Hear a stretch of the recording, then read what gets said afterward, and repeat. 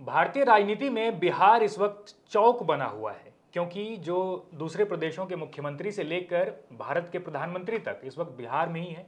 रोज 10-10, 12-12 सभाएं कर रहे हैं।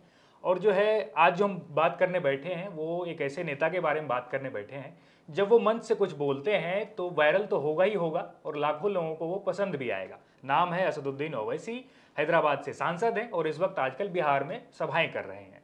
और कुछ दिनों पहले उन्होंने कुछ ऐसा ही बोल दिया जो खूब वो जो है अब जमकर वायरल भी हो रहे हैं।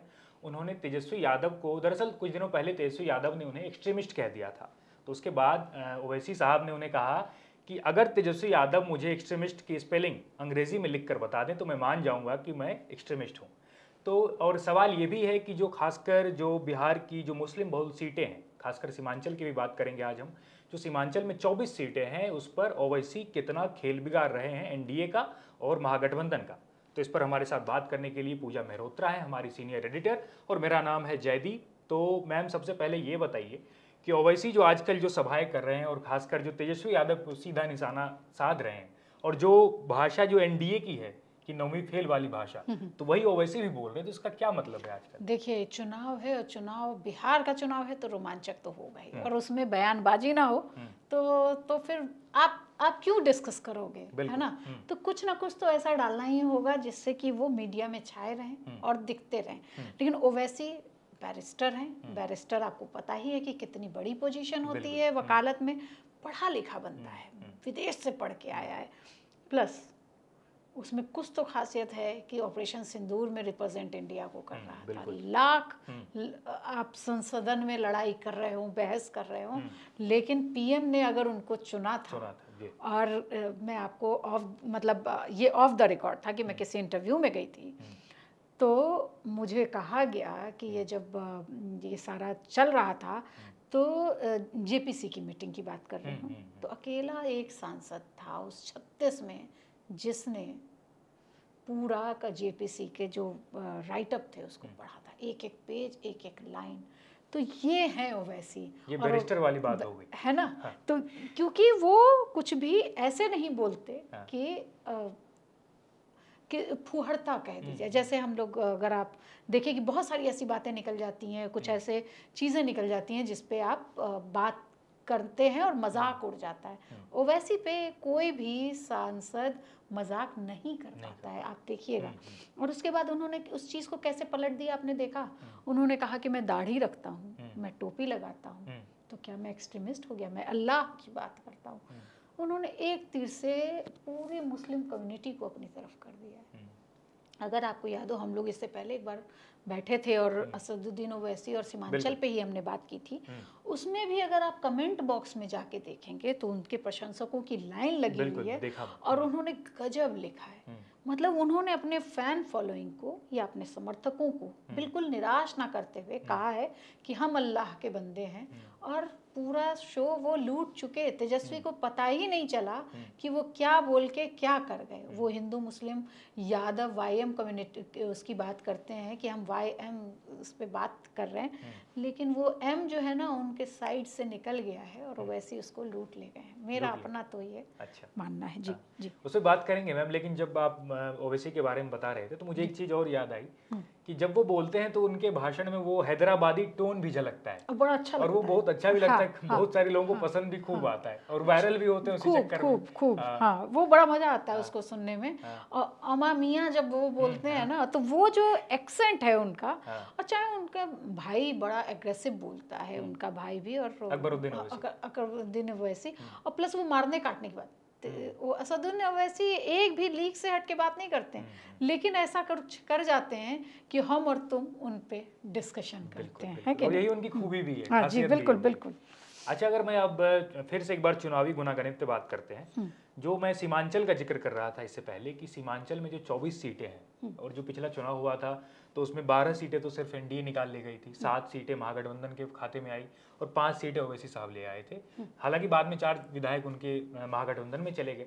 लेकिन इस बार सवाल ये है कि इस बार सीमांचल की जो 24 सीटें हैं उसमें एनडीए और महागठबंधन का ओवैसी कितना खेल बिगाड़ रहे हैं, आपको क्या लगता है? 11 सीटों पे तो बात चल रही है कि ओवैसी, हाँ 11 सीटों पे, उसका मैं तुम्हें पूरी लिस्ट भी दूंगी। बिल्कुल, बिल्कुल। लेकिन उससे पहले मैं तुम्हें ये बताना चाहती हूँ कि ये कड़वाहट कहाँ से फैली? कड़वाहट वहाँ से फैली जब AIM के जो बिहार के अध्यक्ष हैं वो उन्होंने बाकायदा लेटर लिखा और लेटर लेके RJD से और लालू यादव से कहा कि हमें 6 सीटें महागठबंधन में हमें शामिल कर लो और हमें 6 सीटें दे दो।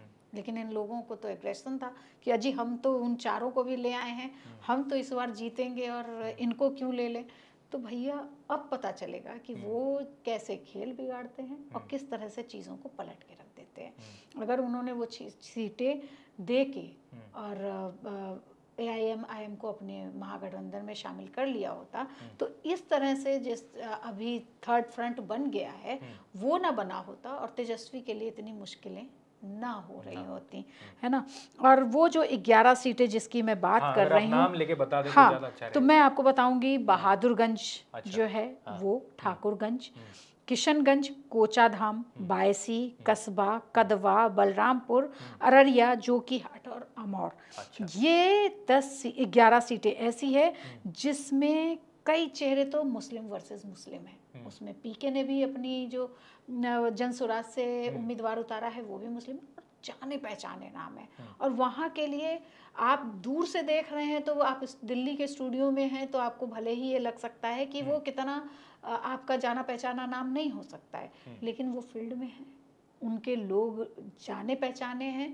प्लस जन स्वराज ने भी ऐसे लोगों को उतारा है जो पढ़े लिखे समझदार, भले ही 8वीं 9वीं पास रहे हों लेकिन कहीं वकील हैं और ये सब खेल बिगाड़ेंगे। जैसे लास्ट टाइम अगर आपको याद हो LJP ने खेल बिगाड़ा था जदयू का और NDA गठबंधन का। इस बार उसी तरह से थर्ड फ्रंट मतलब असदुद्दीन ओवैसी, BSP और चंद्रशेखर आजाद और जन स्वराज, ये सारे मिलके बड़ा खेल बिगाड़ेंगे और एंटी कंबेंसी जो ये लोग रट रहे हैं ना, ये NDA को फिर से झोली में ऐसे फैला के हाथ में बिहार दे देंगे। तो आप ये कहना चाह रहे हैं कि 24 में से 11 सीटें जी लगभग 50% सीटों पे बहुत आराम से फाइट होगी और बहुत आराम से ये लोग जीत के निकल जाएंगे। और इसीलिए मैं देख भी रहा था कि जो ओवैसी साहब हैं जो चुनावी सभाएं जो कर रहे हैं वो तो खासकर उनका भी ध्यान यही कि सीमांचल को छोड़ा ना जाए, सीमांचल को बस। क्योंकि देखिए जब पहली बार आए थे तो किसी ने पूछा भी नहीं था, दूसरी बार में वो 5 सीटें लेके आए, अब 25 सीट पे लड़ रहे हैं तो वो भी कमाल करेगी ही। और मैं आपको ये बता दूं कि सभी जगह उन्होंने मुसलमानी को उतारा। एक हम लोग महुआ का देख रहे थे जिसमें दक्षिणपंथी को आई लव महादेव वाले को उतार दिया था। NDA ने भी मतलब जदयू ने भी ऐसी सारे गठबंधन को देखते हुए 4 सीटों पे मुस्लिम चेहरे को उतारा है। 3 सीट ऐसी है जहाँ पे महागठबंधन और जन स्वराज, NDA और AIM के मुस्लिम ही कैंडिडेट हैं और जो एक दूसरे के सिर्फ सामने होंगे। तो अब आप समझ सकते हैं कि जिस तरह से 6 सीटें पिछली बार महागठबंधन को जीतना मुश्किल हो गया और AIM ले गई थी, तो इस बार कितना मुश्किल होने जा रहा है। तो ये मैं आपसे हर दिन कह रही हूँ कि ये चुनाव ना बड़ा मतलब चुनाव तो अपने आप में ही रोमांचक होता है और उसमें भी बिहार का चुनाव। और कहते ही हैं कि यहाँ हर चाय की दुकान में, और पप्पू यादव से जब मैं इंटरव्यू ले रही थी तो उन्होंने कहा था कि बिहार को राजनीति, बिहारियों को राजनीति मत सिखाओ। वहाँ हर माँ जब बच्चा पेट में आता है ना तो माँ के पेट में अभिमन्यु की तरह से चुनाव और राजनीति सीख के आता है। बिल्कुल। तो ये बड़ा बयान था मुझे। और मुझे मैम एक डायलॉग भी याद आ गया जी। वो डायलॉग ऐसा है कि जब आपको लगता है कि आप बिहार को समझ गए हैं, बिहार आपको झटका दे देता है। बिल्कुल बिल्कुल सही बात बोली है। और मैं इसीलिए बार बार अपने बिहार के साथियों से हाथ जोड़ के गुजारिश कर रही हूँ कि वोट तो जरूर दीजिएगा, लेकिन अपने उम्मीदवार को जब चयन करें तो बड़ा ध्यान से कीजिएगा, क्योंकि बिहार बहुत पिछड़ा हुआ है। हम लोग तो दिल्ली के स्टूडियो में बैठे हुए हैं, लेकिन दिल हम लोग का भी बिहार में ही है। दिल ही नहीं है, दिमाग भी है, तभी हम लोग यहाँ बैठ के आपके लिए ये डिस्कस कर रहे हैं। और बहुत ज़रूरी है कि बिहार में बदलाव हो, बदलाव, सड़क चमक रही हैं भाई। मैं अगर अपना 97 में मैं निकली बिहार से और मैं अभी की बात करूं तो मैं जाती हूँ तो मुझे कोई फर्क नहीं लगता। मेरे घर में आज फ्रिज है। 97 अब 2025 28 साल हो गए हैं। अब आप ये समझ सकते हैं कि आपको अभी भी फर्क नहीं दिखता है। अब अब बहुत फ़र्क है। हाँ। मैं क्यों बोलूँ, हम लोग जब 97 से 2005 तक की मैं बात बताती हूँ, हाँ। कि अगर हम लोग यहाँ से जाते थे और वैशाली ट्रेन पकड़ते थे और वो शाम के 5 बज जाते थे, तो हम लोगों को ऑर्डर होता था कि हाजीपुर स्टेशन पे ही रुक जाइए, किसी रिश्तेदार के यहाँ चले जाइए, कोई हम लोगों का जानकार होता था उसके यहाँ जाके रुक जाते थे, रात बिताते थे और सुबह 4 बजे हम लोग निकलते थे। आज के दिन में मैं मतलब अभी इसी साल की शुरुआत में कुछ ऐसी फैमिली प्रॉब्लम हुई, मैं घर गई, रात के 11 बजे फ्लाइट से उतरी पटना में और मैं रात के 1 बजे अपने घर पहुंची। इतनी सेफ्टी अब बिहार में है। मतलब वो डर नहीं है कि आपको ये कहा जाएगा कि नहीं जी अब आप सुबह ही आइएगा, आप लेट हो गई हैं। तो और बिजली की बात करूं, मुझे याद है जब बिजली आई जिस दिन 2001 में, मैं टिमटिमाती हुई लाइट, मुझे आज भी याद है, दिसंबर में आई थी। उसके बाद हमने लाइट नहीं देखी थी, उसके बाद लाइट हमने 2014 या 15 में देखी। लाइट आई, हमारे यहाँ जश्न मना और भयंकर जैसे हम, जनरेटर था सबके यहाँ फ्रिज जरूर था, मिक्सी थी, सब कुछ जिनसेट चलता था, उससे चलाया जाता था, लेकिन वो बहुत कम लोग थे, 1% भी नहीं थे, 0.5% लोग रहे होंगे। लेकिन आज हर घर में जनरेटर वो है, फ्रिज है, एसी है। मैं अब घर जाती हूँ तो देखती हूँ मॉल खुल गए हैं। तो मतलब बिहार में बदलाव तो है, लेकिन हाँ, एजुकेशन और पलायन, बिल्कुल, ये हमारे यहाँ की सबसे बड़ी प्रॉब्लम है और उस पर काम करने की बहुत ज़रूरत है। और खासकर जब हम ये अभी जिक्र कर भी रहे थे, सीमांचल और कोसी का जो इलाका है वो बहुत पिछड़ा हुआ इलाका है। और दूसरा साइड ये भी है कि वहाँ सचमुच अभी भी गरीबी है, भूखमरी है, बेरोजगारी तो है ही, और शिक्षा भी है वहाँ पे। और सबसे बड़ी बात है कि जब भी हम हमारा जो स्थिति है ना, महाराष्ट्र से लेके कश्मीर तक, कश्मीर में कोई मारा जाता है तो पता चलता है कि वो जो अदर देन कश्मीरी मारे गए हैं, तो अगर आपको याद हो, वो गोलगप्पे बेचने वाला बिहारी था। बिल्कुल। महाराष्ट्र में जब भी कुछ भी मनसे को नहीं मिलता तो क्या करता है, बिहारियों को कूटना शुरू कर देता है। बिल्कुल। और ये आज से नहीं हो रहा है, पिछले कई सालों से हो रहा है। तो अब बिहारी होने का मतलब, मुझे तो नहीं याद, मैं तो 97 से जब वो बस वाले कहते थे ना बिहारी है क्या, तो मैं आगे बैठी हुई कहती थी हाँ बिहारी हूँ। और उसके बाद वहाँ पीछे मजदूरों को जब गरिया रहा होता था तो मैं जाके लड़ जाती थी कि भैया तू बोल कैसे रहा है, हाँ हम बिहारी हैं, बता क्या कर लेगा। तो भाई पैसे देते थे। लेकिन वो चीज़ें हमारी 2005 के बाद बदली। और मैं आपको ये बताऊं कि जब नीतीश कुमार आए, लॉ एंड ऑर्डर थोड़ा सही हुआ, तो मेरे कई ऐसे जानकार हैं, और अगर आप पलटें तो कई ऐसे परिवार वाले थे जो बिहार वापस गए, उन्होंने महिलाओं को आगे बढ़ाया। तो मेरे ऐसे जानकारों में भी हैं जो पत्रकार साथी थे, उन्होंने अपनी वाइफ को आगे बढ़ाया, उनको उन्होंने वहाँ जाके बिजनेस किया। हस्बैंड आज भी पत्रकार है। तो ऐसे लोगों को भी मैं जानती हूँ कि लॉ एंड ऑर्डर बदला था, लेकिन एजुकेशन के मामले में हम आज भी फिसड्डी हैं, है ना। पलायन वो तो अभी छठ बीती है और हमने अपने लोगों को कुछ के रगड़ के जाते देखा है, कुछ ट्रेनों में भगदड़ भी मची, 2-3 मौतें भी हुई, है ना। तो इस तरह की चीज़ों से अब थोड़ा निजात बिहार चाहता है। तो बेहतर है कि उनके लोगों को वहीं रहने दो। बिहारी जो वहाँ पे 150, 2000, 5000 के लिए काम करने के लिए दूसरे बड़े शहरों में जा रहे हैं, वो वहीं रहें।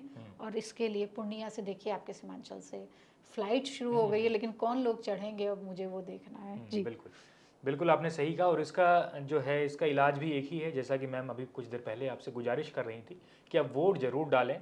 अपना जो भी मतदान केंद्र है आपका, जो भी आपको उम्मीदवार आपको सही लगे, उचित लगे, आप उसको अपने सोच समझ के आप अपनी जो है जो दिमाग का इस्तेमाल करके उसको वोट दीजिए, जो सही उम्मीदवार। जात पात पे मत जाइए। चुनावी मुद्दों को जो है उसको ध्यान में रख के, अपने बच्चों की सूरत को ध्यान में रख के, शिक्षा को ध्यान में रख के वोट जरूर डालें। और जो है, जो हम बात कर भी रहे थे ओवैसी के बारे में, खास करके सीमांचल की सीटों पर, और जो भी मुस्लिम बहुल जो सीटें हैं उस पर जो चर्चाएं हैं ओवैसी को लेके, तो इस पर आपको क्या लगता है कि ओवैसी एनडीए और महागठबंधन का कितना खेल बिगाड़ेगी, कितने सीटों पर महागठबंधन और एनडीए को नुकसान करने जा रहे हैं ओवैसी? तो ये आप कमेंट बॉक्स में अपनी राय हमें दे सकते हैं। और तब तक के लिए देखते रहिए India.com।